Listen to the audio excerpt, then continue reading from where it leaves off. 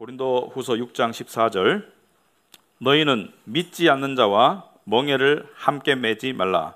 의와 불법이 어찌 함께하며 빛과 어둠이 어찌 사귀며 그리스도와 벨리알이 어찌 조화되며 믿는 자와 믿지 않는 자가 어찌 상관하며 하나님의 성전과 우상이 어찌 일치가 되리요.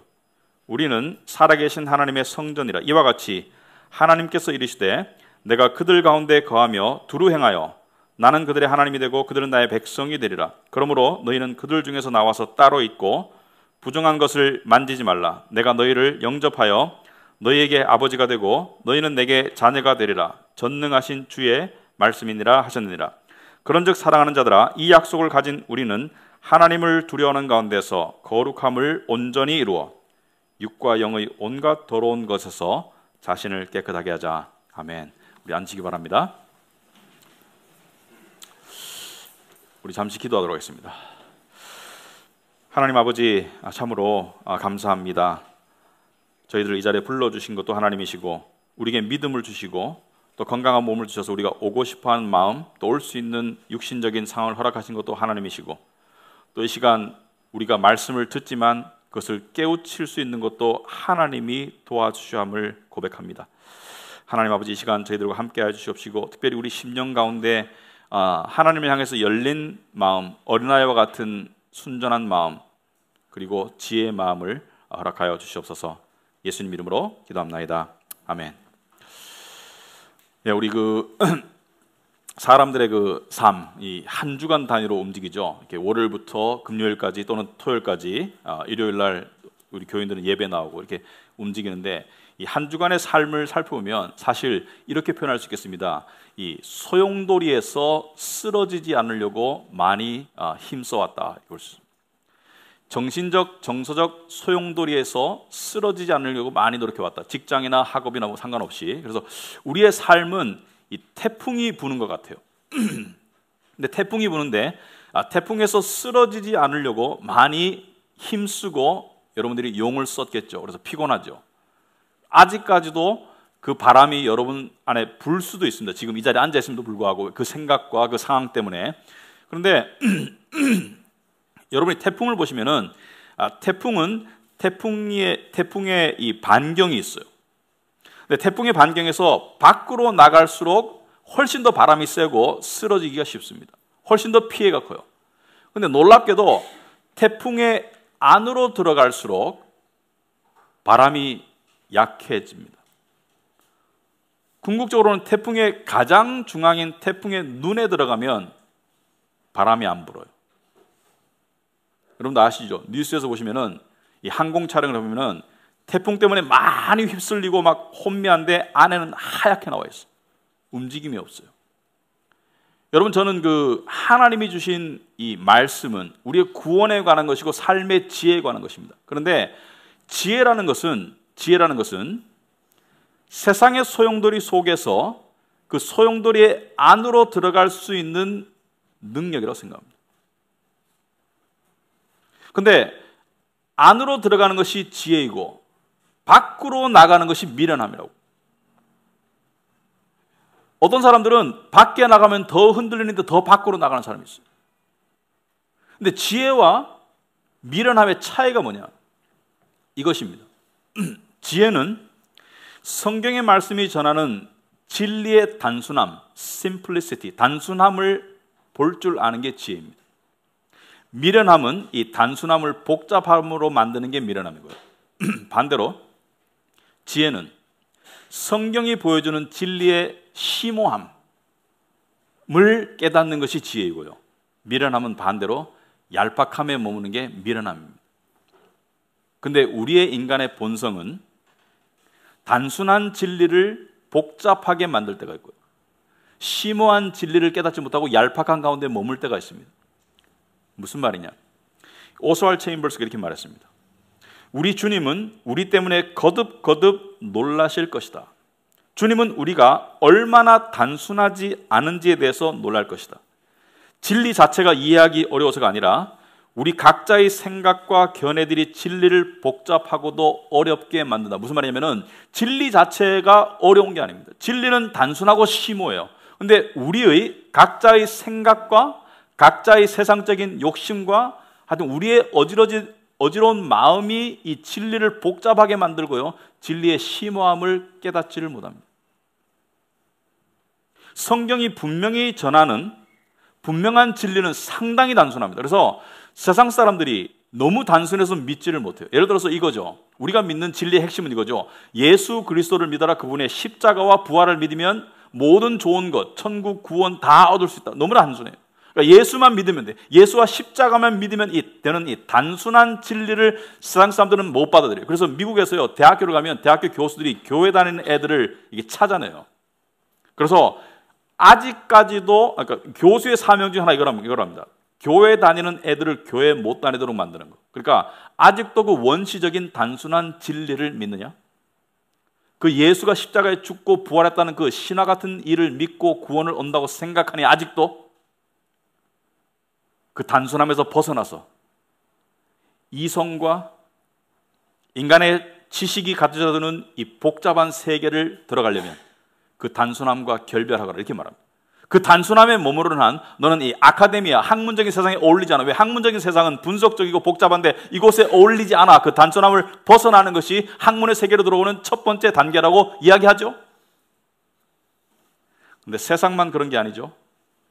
우리도 세상의 영향을 받아서 단순한 하나님의 진리의 말씀을 우리의 복잡한 생각과 욕심의 시각으로 왜곡하고 복잡하게 만들어서 태풍의 눈 안으로 들어갈 수 있는데 태풍의 주변 자리로 나아가서 훨씬 더 삶이 흔들리고 삶이 힘들어지는 그런 걸 너무나 많이 봅니다. 안타까워요. 여러분, 진리의 눈으로 봤을 때 세상에는 몇 가지 종류의 사람이 있을까요? 우리는요, 세상을 살면서 이런 사람 저런 사람 우리가 가지고 있는 기준에 따라 가지고 사람들을 구별해요. 뭐 성별, 나이, 직업 또는 사회 경제적 위치, 뭐 인종, 뭐 여러 가지 집을 가지고 있는지, 뭐 전세가 얼마인지 한 여러 가지 분류를 가지고 사람들을 분류하는데 복잡해요. 그 속에서 나는 어디지? 불안해요. 불안정해요. 왜? 내가 어디에 속한지를 모르겠어. 정체성의 혼돈이 와요. 그러나 진리가 말하는 세상 사람들의 종류는 딱 두 개밖에 없습니다.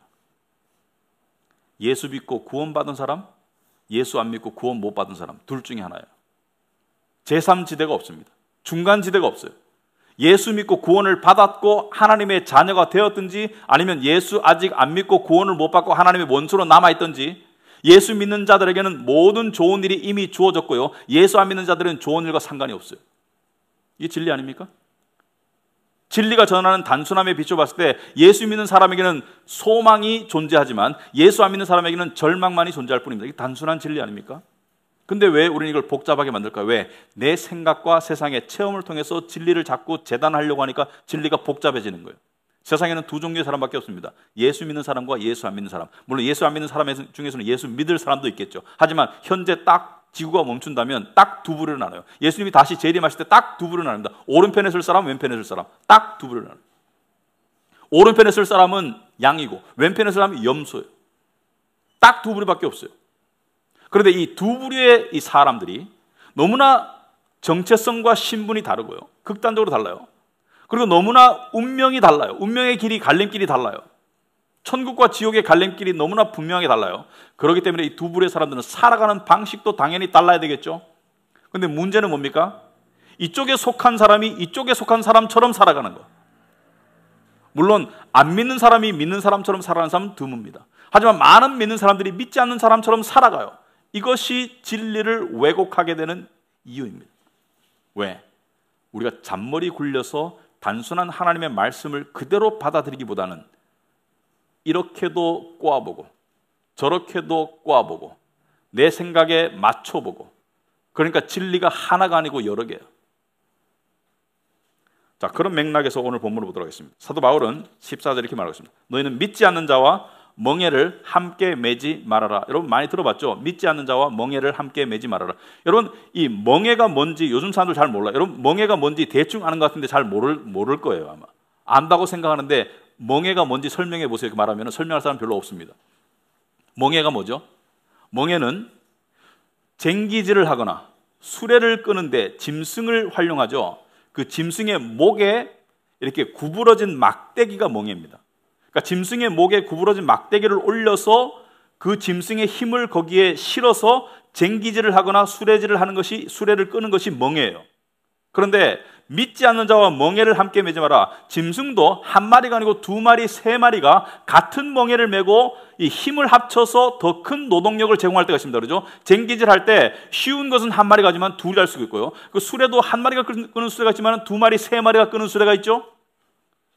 더 큰 수레를 더 빨리, 더 멀리 가려면 여러 마리가 합심해서 끄는 것이 훨씬 더 낫겠죠. 그래서 멍에를 만들어서 한 힘으로 모아주는 게 멍에의 역할입니다.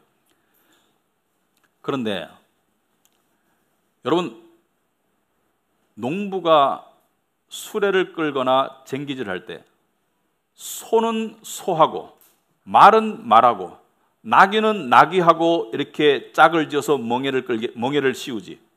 소하고 말하고 멍에 씌운 거 봤습니까? 이때까지? 한번 그렇게 한번 해보고 싶어요. 어떻게 하는지 한번 실험 한번 해보고 싶어요. 소하고 말을 멍에를 같이 끼운다. 아마 안 될걸요, 일이. 왜? 몸집도 다르고 성질도 다르고 힘도 다르고 또 뛰는 속도도 다르고 달라요. 나귀하고 소하고 이렇게 멍에를 씌웁니까? 아니죠. 항상 같은 종류의 동물을 멍에를 씌우죠. 그러니까 그것을 이해를 하면 왜 그렇습니까? 왜냐하면 멍에를 같이 쓴다는 것은 서로 영향력을 지대하게 미친다는 것이고 서로가 서로를 컨트롤하기 때문이죠. 그런데 다른 종류의 동물들이 멍에를 씌게 되면 서로 영향력을 다르게 미치기 때문에 서로 불협화음이 있고 삐걱거리고 힘들고 일이 안 돼요. 그렇겠죠? 소와 말이 같이 멍에를 맨다, 일이 안 되겠죠. 근데 오늘 그 말씀을 외쳐봤을 때 믿지 않는 자와 멍에를 함께 하지 말라. 이것이 무슨 뜻인가? 이것이 무슨 뜻이 아닌 것을 먼저 말하고 이것이 무슨 뜻인지를 말씀하겠습니다. 자, 이것이 무슨 뜻이 아닌 것은 중세의 많은 수도자들이 이렇게 생각했습니다. 믿지 않는 자와 멍에를 함께 하지 않을 거야. 나는 믿지 않는 자와 대화도 하지 않을 것이고 밥도 안 먹고 사귀지도 않을 것이고 나는 수도원에 들어가서 믿는 사람들과 함께 지낼 거야, 이렇게 생각했습니다. 그것은 이 말씀을 잘못 적용한 것이 되겠죠. 왜냐? 사도 바울은 분명히 고린도전서 5장 9절에서 이렇게 말했습니다. 내가 너희에게 쓴 편지에 음행하는 자들을 사귀지 말라 하였거니와, 이 말은 이 세상에 음행하는 자들이나 탐하는 자들이나 속여 빼앗는 자들이나 우상 숭배하는 자들을 도무지 사귀지 말라 하는 것이 아니니, 만일 그려하려면 너희가 세상 밖으로 나가야 할 것이라. 무슨 말입니까? 음행하는 자나 도둑질하는 자나 거짓말하는 자나 속여 빼앗는 자나 우상 숭배하는 자들을 사귀지 말라라고 말했었는데, 믿지 않는 사람들은 이 라이프 스타일이 당연해요. 그 사람들과 사귀지 말라는 게 아니라는 거예요. 그러려면 세상 밖으로 나가야 되지. 믿지 않는 사람들과 당연히 사귐이 있겠죠. 믿는 사람들도 세상에 살기 때문에 직장에서도 믿지 않는 사람하고 일해야 되고, 믿지 않는 사람하고 같이 공부할 수도 있고, 같이 친분을 쌓을 수도 있고, 그것을 하지 말라는 게 아니에요. 여기 말씀은 믿는 자 중에 그렇게 사는 사람이 있거든, 그 사람과 사귀지 말라는 거예요. 믿는 자라면서 세상 사람들처럼 그렇게 음행하고 우상 숭배하고 속여 빼앗고 그런 자들을 멀리하라는 것이 믿지 않는 자들과 사귀지 말라는 것이 아니다. 그러므로 믿지 않는 자들과 멍에를 함께 매지 말라는 것은 믿지 않는 자들과 먹지도 말고 일하지도 말고 친분을 쌓지도 말고 그런 의미가 아니라는 거예요. 그러면 무엇을 의미하는 것이냐? 멍에는 언약의 결속입니다. 멍에는 운명 공동체적 결속입니다. 그러므로 이 말씀의 의미는, 많은 학자들이 생각할 때 이 말씀의 의미는, 첫째, 결혼을 믿는 자와 믿지 않는 자가 하는 것을 하나님께서는 원하지 않는다는 뜻입니다. 왜? 결혼은 언약 관계이기 때문에. 또는 비즈니스에서 믿지 않는 자와 같이 일할 수는 있으나 동업 관계, 운명 공동체를 맺는 것은 좋지 않다는 것을 이야기합니다. 왜? 그렇게 되면 고통이 따를 것이기 때문에. 근데 결혼했는데 한 사람이 먼저 믿게 되거나 그냥 이 말씀을 어기고 결혼해버렸어요. 그럼 이제 포기해야 되는가? 아니죠. 하나님은 절대로 믿는 자들을 포기하지 않습니다. 그런 분들에게는 고린도전서 7장 12절 13절 이렇게 말하고 있습니다.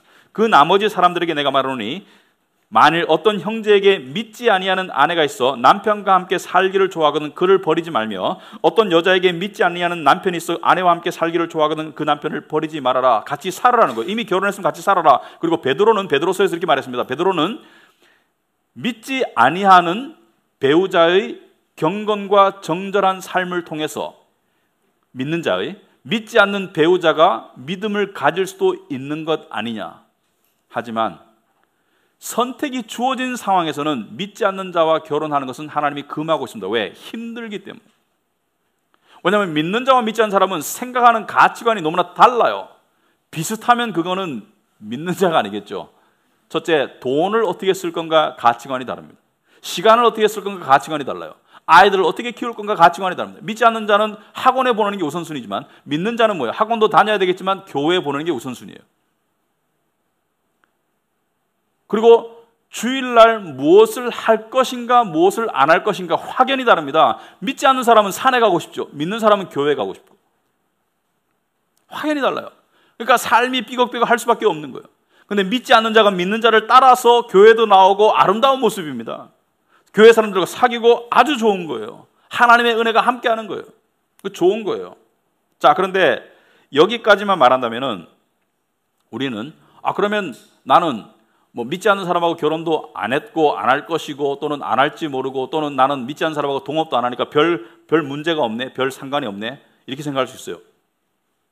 그러나 이 말씀은 단순히 결혼과 비즈니스 동업에만 적용되는 말씀이 아닙니다. 자, 먼저 그 말씀을 하기 전에 믿는 자와 믿지 않는 자가 얼마나 다른가, 얼마나 상극인가. 성경은 뭐라고 말합니까? 14절 보면 너는 믿지 않는 자와 멍에를 함께 매지 말라. 의와 불법이라서 의와 불법, 의로움과 불법. 그러니까 믿는 자는 의로움이라는 것이죠. 우리가 행위가 의로운 것이 아니라 예수 그리스도의 십자가를 통해서 의로워졌죠. 예수님의 공로를 통해서 우리가 의로워진 우리와 하나님의 자녀가 된 우리와 불법, 세상에 속한 사람들이 어찌 함께하며 빛과 어두움, 복음의 빛을 받고 빛 가운데 살아가는 우리와 어둠 가운데 있는 세상 사람들이 어찌 같고 그리스도와 벨리알이라는 단어는 바알이 아닙니다. 바알이라는 단어가 아니고 벨리알이라는 단어는 여기밖에 안 나와요. 성경 전체를 통해서 여기밖에 안 나오는데 벨리알은 히브리 말로 이 무가치함 또는 파괴적인 이런 뜻입니다. 그러니까 이 무가치하고 파괴하다, 하나님을 대적하는 무가치함과 진리를 파괴하는 파괴적인 사탄에게 해당되는 말입니다. 그리스도와 사탄이 어찌 조화되며 하나님의 성전과 우상이 어찌 일치가 되려. 여기에 초점을 맞춥니다. 하나님의 성전과 우상이 어찌 일치가 되려. 이 말씀은 무엇을 암시합니까? 믿는 자는 뭐라고요? 하나님의 성전이라는 것을 암시하죠. 여러분, 이 말씀을 딱 들었을 때 맞아, 난 하나님의 성전이고 너무 영광스럽고 복받았어라고 생각하는 사람이 있는 반면에 모처럼 들어보는 말이네. 내가 하나님의 성전이라고? 그렇지. 잠시 까먹고 있었네. 이렇게 생각하는 분이 많다면 잘 들어보세요. 잘 들어보세요. 중요한 얘기입니다. 여러분, 성전은 어떤 것입니까? 구약시대 성전은 건물이나 이 텐트였어요. 근데 그 안에 들어가면 성전 안에 지성소라고 성전 안에 진짜 성전이 있었습니다. 이 지성소 또는 성소, 거룩한 곳에는 아무도 못 들어가. 짐승도 못 들어가고 일반 사람도 못 들어가고 아무도 못 들어가. 오직 1년에 한 번 대제사장만 들어갈 수 있는데 그것도 그냥 못 들어가요. 짐승의 피를 뿌리고 죄 씻음의 의식을 행하고 난 다음에 정결한 모습으로 들어간다. 왜? 성전 안에 누가 계시기 때문에? 하나님의 임재가 있기 때문이죠. 하나님의 언약궤, 하나님의 임재가 있기 때문에 아무나 못 들어가는 거예요. 들어가면 죽어요. 그래서 유대인에게 성전은 이것입니다. 못 들어가는 곳. 왜? 하나님의 거룩한 임재가 있는 곳에 죄인이 못 들어가는 거예요. 못 들어가는 곳이에요. 그게 성전입니다. 아무나 못 들어가요. 근데 너희가 하나님의 성전이 되었다. 어떻게 성전이 되었습니까? 성전은 깨끗해야 되는데 바로 예수 그리스도의 십자가의 보혈의 은혜로 우리가 깨끗이 씻음을 받고 우리 안에 거룩하신 하나님의 영이 들어오셔서 우리가 하나님의 성전이 되었다는 것은 우리 안에, 우리 눈에 보이지 않지만 우리 마음속에 어떤 영적인 공간이 창조되었음을 이야기합니다. 그죠? 여러분, 우리는 눈에 보이는 것만을 중요시하는 이 물질적이고 가시적인 세상에 살고 있지만 여전히 눈에 보이지 않는 마음 중요하죠. 여러분, 눈에 보이지 않는 마음의 활동, 감정의 기복 중요하죠. 마음과 감정이 여러분의 눈에 보이는 육체를 움직이죠. 그러니까 눈에 보이지 않는 세상이 존재하죠. 눈에 보이지 않는 영적인 공간, 하나님의 영이 거하는 이 공간을 성전이라고 하는데 이것은 아무에게나 있는 것이 아니고 믿는 자 안에 있다는 거예요. 근데 여기는 누가 들어갈 수 있습니까? 여러분, 하나님과 우리와의 관계를 결혼의 관계로 얘기합니다. 예수님께서 내가 신랑이고 너희는 아내다, 너희는 나의 신부다, 결혼의 관계로 비유하죠. 왜 그런지 아십니까? 왜냐하면 이것 때문이에요. 여러분, 이 결혼이라는 관계 속에서 결혼을 했든 안 했든 간에 하나님의 법칙에 의하면 사람의 신체 중에 제 손 여러분 봐도 돼요. 제 얼굴 봐도 됩니다. 제 다리 봐도 돼요. 하지만 우리의 신체 부위 중에 하나님의 섭리에 의하면은 오직 한 사람만 보고 만질 수 있는 부분들이 있어요. 오직 결혼한 부부만 보고 만질 수 있는 부분이 있어요. 물론 대중목욕탕 가면 다 보죠, 그죠? 그걸 말하는 게 아닌 건 아시죠? 대중목욕탕에서 보는 거 말고. 그러니까 하나님의 창조 질서에 따르면은 오직 한 남자와 한 여자만 서로 벗은 모습을 보고 만질 수 있는 게 하나님의 질서예요. 이 질서가 무너지는 것을 간음이라고 합니다. 그 다음에 성전 안에는, 이 지성소 안에는 누가 들어가야 됩니까? 오직 하나님만 들어가셔야 돼요. 오직 하나님만 들어가셔야 돼요. 여러분이 믿는 자라면 여러분 안에 오직 하나님에게만 허용된 영적 공간이 있다는 것을 의미합니다. 그런데 제가 우리에게 묻고 싶은 것은 이것입니다.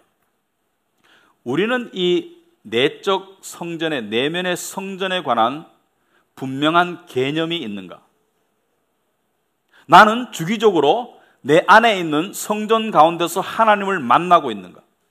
나는 내 안에 성전의 이 뜨거운 제단 위의 불길을 느끼고 있는가? 이런 얘기하면은 무슨 소린가 이렇게 생각하는 분들이 있을 수 있어요. 여러분, 하나님을 아는 데는 세 가지 영역이 있습니다. 첫째는 지적 영역이 분명히 존재합니다. 지적, 논리적 영역이 존재해요. 그러니까 지적으로 분석하고 논리적으로 깨달을 수 있는 영역이 존재합니다. 두 번째는 관계적 영역이 있죠. 하나님 나의 아버지 존재합니다. 그죠? 그리고 세 번째 신비의 영역이 존재합니다. 신비의 영역은 무슨 환상 보고 꿈꾸고 이런 걸 말하는 게 아니라요. 지금 이런 말, 우리 안에 있는 영적인 내적 성전이 신비의 영역입니다. 신비의 영역은 영적인 공간이기 때문에 영적인 눈을 떠야지 깨우칠 수가 있는데 이것이 희미해지거나 이것을 잘 모르겠다는 두 가지 이유밖에 없습니다. 첫째는 믿는 자가 아니거나 둘째는 믿지만 성전을 내어줬겠죠. 여러분, 이스라엘에게 하나님께서 성전을 주셨어요. 출애굽에서 가나안 땅 갈 때 이 광야 속에서 성전 회막을 지으라고 모세에게 이야기해가지고 성전을 짓고 난 다음에 그 안에 지성소 안에 언약궤를 넣어놓고요. 아무도 못 들어가게 했어요. 그죠? 성전이 있었고 그리고 가나안 땅에 들어가서 이스라엘 나라를 건설하고 난 다음에 솔로몬 왕이 성전을 의리하게 지었어요. 그런데 그 성전이 어떻게 되었습니까? 어떻게 되었습니까? 그 성전 안에 바벨론의 군대가 침입해서 성전을 다 무너뜨렸어요. 그런데 왜 성전이 무너졌습니까? 왜냐하면 이스라엘 각자의 삶이 개인적으로 민족적으로 무너졌기 때문이죠. 그들이 하나님을 믿는 백성이라고 말하면서 우상 숭배했죠. 앞에서는 하나님께 예배드리면서 뒤에는 바알신과 아세라신에게 절했죠. 그리고 하나님께서 그들의 순수성을 지키라, 믿지 않는 자와 멍에를 함께 매지 마라, 가나안 족속과 함께 결혼하지 마라고 했는데 결혼했죠. 그래서 그들의 삶 속에 하나님의 이 신분, 하나님의 백성으로서의 신분이 무너지니까 성전이 무너지는 거예요. 성전 안에 이방인들이 들어왔습니다. 이방인들의 신상이 들어오고요. 그들의 불결함이 들어오고요. 심지어 기원전 2세기에는 여러분 이스라엘이 유다가 바벨론에게 멸망하고 그 다음에 페르시아의 지배를 받고 그 다음에 그리스 로마로 이어지는데 그리스 왕들 중에 가장 악랄한 왕이 안티오코스라고 치시면 4세가 떠요. 1세, 2세, 5세가 뜨는 게 안티오코스 4세가 가장 먼저 뜹니다. 왜? 4세가 가장 악랄했으니까. 왜? 이 사람은 예루살렘 성전 안에 돼지를 갖다가 바쳤어요. 돼지는 유대인들에게는 먹어서도 안 되는 불결을 상징합니다. 돼지를 성전에 갖다 바쳤어요. 왜 그렇습니까? 안티오코스가 악랄해서? 아니요. 가장 근본적인 원인은 무엇이죠? 바로 이스라엘 백성들의 삶 가운데 우상이 들어왔기 때문에, 그 우상이 들어왔기 때문에 성전이 무너진 거예요. 이 무너진 성전을 다시 세우느라고 느헤미야가 죽도록 고생했습니다. 여러분, 성전이 무너지고 나니까 이스라엘 백성들의 삶이 어떻던가요? 첫째, 힘이 없어. 세상에서 밟혀. 예루살렘에 남았는데 힘이 없어요. 성전이 무너지고 나니까, 나라를 빼앗겨 성전이 무너지고 나니까 사람들이 힘이 없어. 수치를 당해, 조롱을 당해, 힘이 없어요. 근데 성전을 다시 세우는데 느헤미야가 계획을 세우고 성전을 다시 재건하는데, 이 재건하는 일이 쉽지가 않았습니다. 재건하려고 하니까 적이 계속 침입해 오고 조롱하고 위협하고, 사람들은 불안해하고, 그들을 독려해서 성전을 다시 재건하는데 수많은 세월이 걸려서 성전을 다시 재건했지만 또 무너졌어요. 그리고 예수님께서 3일 만에 부활하시면서 진정한 성전을 만드셨어요. 하나님의 임재가 있는 곳, 절대 떠나지 않을 곳, 영원한 성전을 만드신 다음에 그 성전을 우리 믿는 자들에게 다 넣어주었어요. 그러므로 우리 믿는 자들 안에는 하나님의 성전이 주어졌고, 이 성전은 영원한데, 문제는 무엇입니까? 우리가 세상 믿지 않는 자들과 멍에를 함께 한다는 것은 무엇을 말하죠? 그들에게 영향받고 그들에게 지배당한다는 거예요. 그들의 가치관, 그들의 세상적인 욕심, 그들의 세상적인 어떤 그 쾌락에 지배를 당한다는 거예요. 그래서 우리가 그 문을 조금씩 열어줘가지고 우리 성전 안에 하나님만 들어오셔야 되는데, 내 몸을, 내 배우자만 봐야 되는데 다른 사람이 다 봐. 하나님만 들어와야 되는 성전 안에 우상이 들어오는 거예요. 하나님만 들어와야 되는 성전 안에 세상 욕심이 들어오는 거예요. 그래서 더 이상 성전이 거룩하지 않고 더럽혀져 있는 거예요. 성전과 세상의 구별이 희박해 있는 겁니다. 왜? 믿지 않는 세상과 멍해를 했기 때문에. 여러분, 심각한 문제입니다. 우리 모두에게 해당되는 문제입니다. 특히나 믿음은 시험과 함께 와요.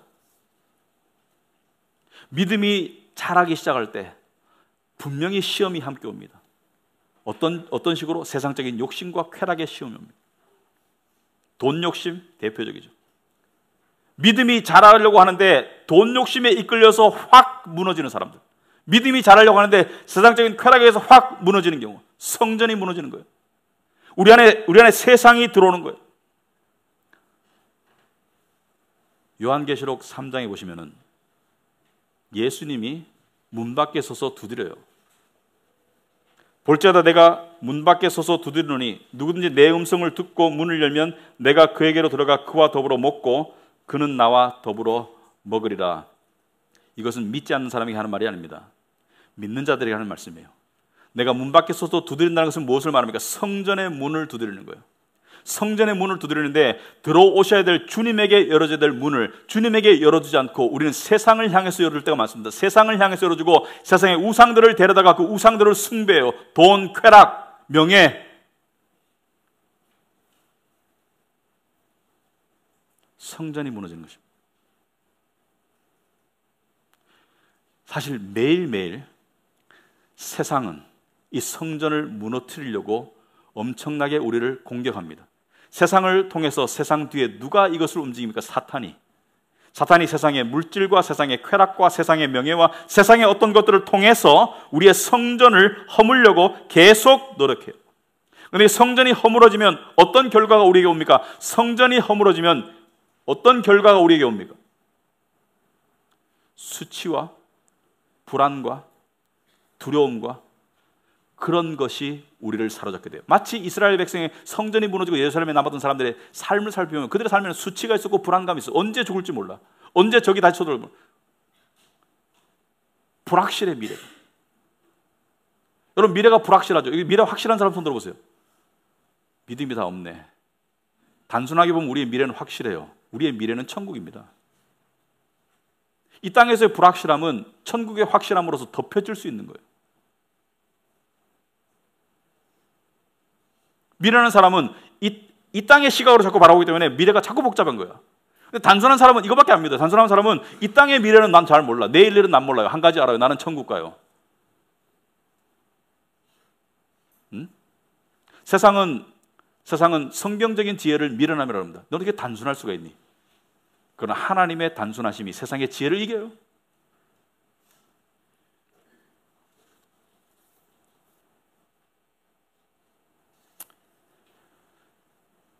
여러분 16절에 보시면 하나님의 성전과 우상이 어찌 일치가 되리요?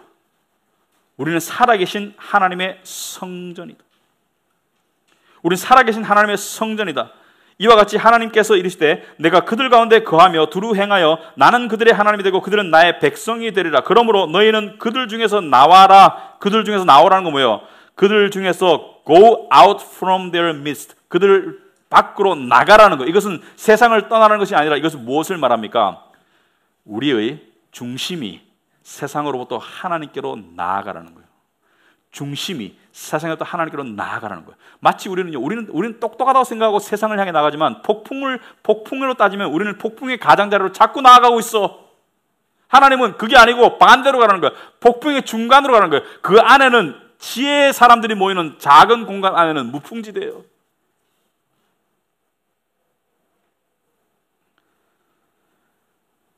그럼 어떻게 해야 되는가?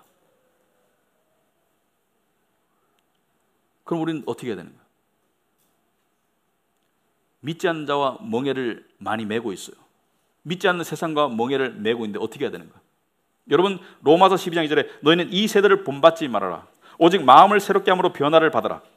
하나님의 선하시고 기뻐하시고 온전하신 뜻이 무엇인지 분별하도록 하라. 이 세대를 본받지 말라는 것은 영어로 보면은 do not be conformed to this world. 그러니까 이 세상에 순응하지 말아라. 이 세상에 길들여지지 말아라. 이 세상에 길들여지는 게 뭡니까? 이 세상에 좋아하는 것들을 좋아하고 이 세상에 싫어하는 것들 싫어하고 이 세상 하나님 안 좋아해요. 마음을 새롭게 함으로 변화를 받아라. 여러분 다 옳은 말이죠. 다 옳은 말고 다 동의할 수 있는 말인데 잘 안 되잖아요. 왜 안 됩니까? 왜 안 되냐면은 이걸 안 하기 때문에.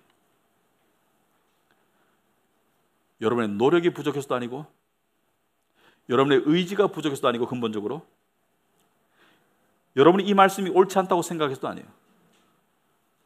우리에게는 이 세대를 본받지 않을, 바꿔 말하면 이 멍에를 세상에 씌워주는 멍에를 스스로 들고 벗어날 수 있는 자유를 얻을 수 있는 능력이 없습니다. 주님은 우리에게 세상의 멍에를 네 스스로 벗어라라고 하지 않았어요.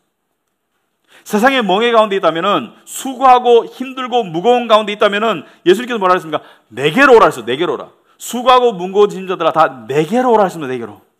그러면 누가 이 멍에를 벗겨주나요? 주님이 벗겨주는 거예요. 내게로 오면 주님이 벗겨주는 거예요. 그리고 주님의 멍에를 씌워줍니다. 무슨 말이냐면 인간은 어떤 사람들이 이렇게 착각하더라고요. 나는 능력 있고 돈도 많아. 그러므로 나는 자유인이야. 세상에 자유인은 없습니다. 인간은 의존적이고 종속적이에요. 자기 스스로 착각하는 것이, 미련함 속에서 착각하는 것이지 돈이나 뭔가를 의지하고 종속돼서 살아가는 것이지 돈 뺏어가 봐요. 그 사람 쓰러집니다. 권력 뺏어가 봐요. 쓰러져요.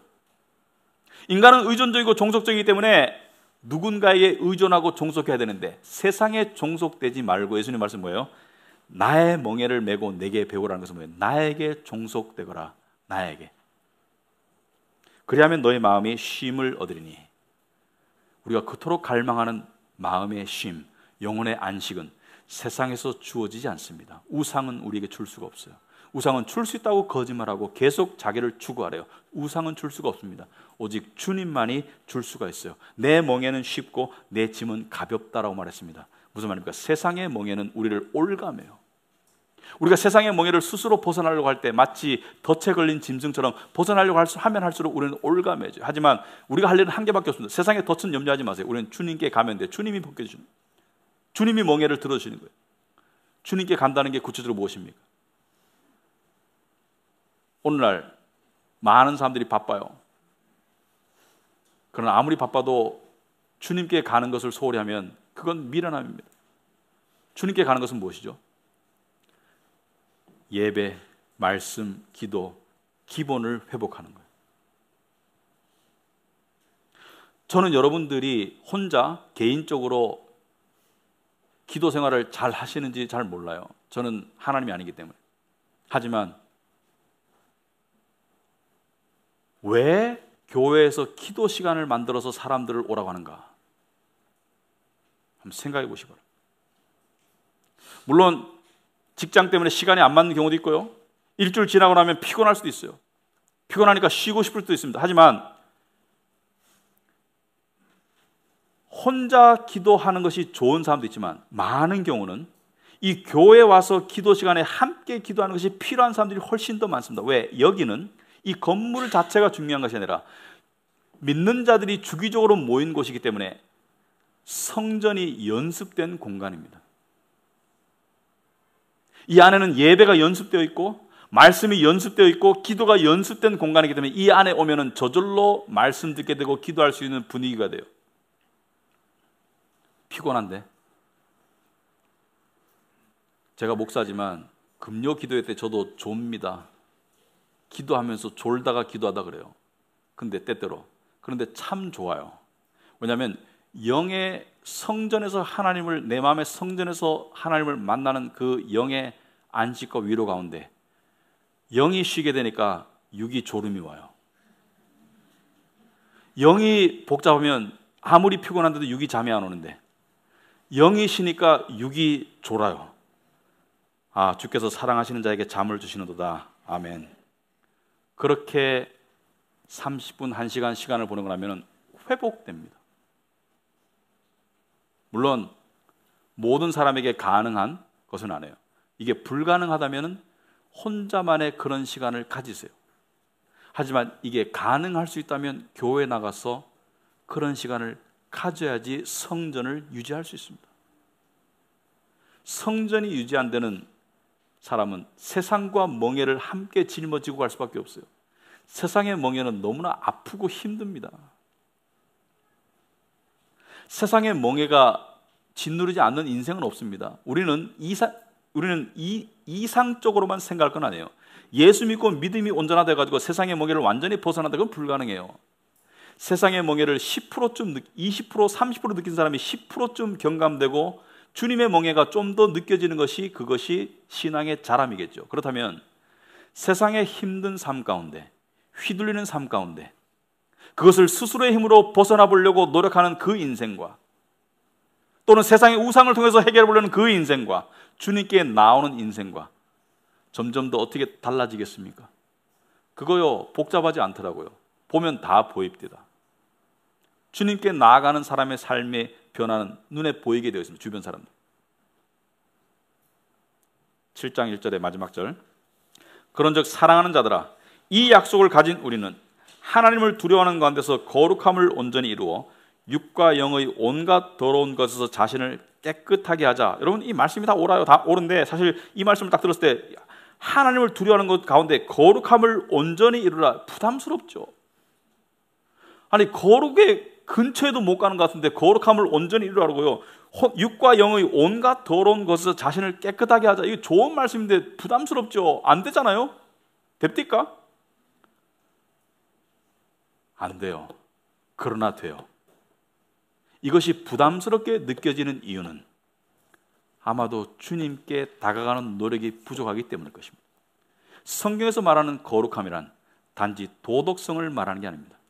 성경에서 말하는 거룩함이란 하나님께서 내가 거룩하니 너희도 거룩하라라고 말씀하신 그때 거룩함의 의미는 세상과 구별됨을 말합니다. 내가 세상과 구별되어 있듯이 너희들도 세상과 구별되라는 것이에요. 근데 세상과 구별되고 싶지 않아. 왜? 세상이 너무나 좋아. 세상이 너무나 종속되어 있어. 세상에 추구할 것이 너무나 많아. 근데 세상과 구별될 수 있는 유일한 길은 주님께 가까이 나가는 것입니다. 주님께 가까이 나아갈 때 거룩하고 싶은 욕망이 생겨요. 거룩하고자 하는 욕망은 인간의 본성이 아닙니다. 거룩하고자 하는 욕망은 어느 누구도 갖고 있잖아요. 하지만 주님께 가까이 나아갈 때 세상과 구별되고 싶고 주님께 더 가까이 나가고 싶은, 왜? 세상과 주님께 동시에 가까이 나갈 수가 없어요. 세상과 주님을 동시에 섬길 수가 없습니다. 동시에 가까이 나갈 수가 없어. 그러니까 주님께 가까이 나갈수록 세상으로부터 놓이게 되고 세상에 가까이 나갈수록 주님께부터 멀어지게 되는데 주님께 가까이 나가 보니까 훨씬 더 좋은 거예요. 이 맛을 알아야 되는 거예요. 그래서 주님께서 이렇게 말씀하셨죠. 주를 맛보아 알지어다. 주님과 함께 교제하는 그 맛을 아는 사람은 찾아오기 마련입니다. 기도의 자리로, 예배 자리로 개인 경건의 시간으로 찾아가기 마련인데, 그러나 처음부터 맛이 주어지지 않습니다. 먹어야 맛을 느끼죠. 근데 먹는 데까지는 자신의 의지가, 믿음의 순종이 필요해요. 예를 들어서 제가 금요 기도에 자꾸 이야기하는데, 예를 들자면 금요 기도에 오고 싶지 않아요. 피곤하고. 근데 의지로 왔어. 왜? 주님의 맛을 보기 위해서, 교제의 맛을. 와서 맛보니까 아이고 오기를 잘했네, 아이고 기도하기를 잘했네. 이게 좋은 거예요. 저는 목사라서 얼마나 행복한지 모릅니다. 감사한지 모릅니다. 많은 목사님들이 목사라서 참 힘들다고 말하는데, 힘든 것도 있지만 저는 참 감사한 게요, 안 올 수 없잖아요. 게으름 부릴 수 없잖아요. 제가 특별하게 무슨 뭐 출장을 가지 않는 한 안 올 수 없잖아요. 그래서 속으로 참 미안해, 여러분들한테. 여러분들은 안 올 수 있잖아. 그래서 안 오잖아. 저는 안 올 수 없어서 오는데 너무 좋은 거야. 그래서 하나님께서 나같이 이렇게 잔머리 굴린 사람을 목사로 만들어 주셨구나, 이렇게 생각합니다. 솔직히 부족하니까. 근데 여러분이 기도의 자리로 올 수 있다면 훨씬 더 멋있을 거예요. 왜? 믿음으로 나오기 때문에. 혼자 할 수 있으면 하세요. 그러나 혼자 잘 안 되는데 시간이 되고 올 수 있으면 기도의 자리로 오세요. 이것이 나의 일주일의 스케줄에 들어가 있잖아요. 기도가 왜 중요합니까? 말씀 듣고 기도가 왜 중요합니까? 왜냐하면 그 시간이 성전에 대한 개념이 분명해지는 시간이에요. 내 안에 내적 성전에 대한 개념은 하나님과 기도와 말씀 가운데 교제하는 가운데 그게 분명해지는 거예요. 마음의 뭉클함, 뜨거움, 영적인 교감, 그 안에 주어지는 자유, 희열, 이런 것을 맛보면서 성전에 대한 개념이 분명해지고 성전을 자꾸 찾게 되는데, 세상에서 계속 지내고 우상을 자꾸 받아들이고 하면 성전이 무너집니다. 성전이 무너진 사람이 참 많을 거예요. 성전을 다시 일으키는 첫 번째 발걸음은 상당히 힘들지만 그 결과는 엄청난 은혜가 될 것입니다. 아시겠습니까? 기도하겠습니다.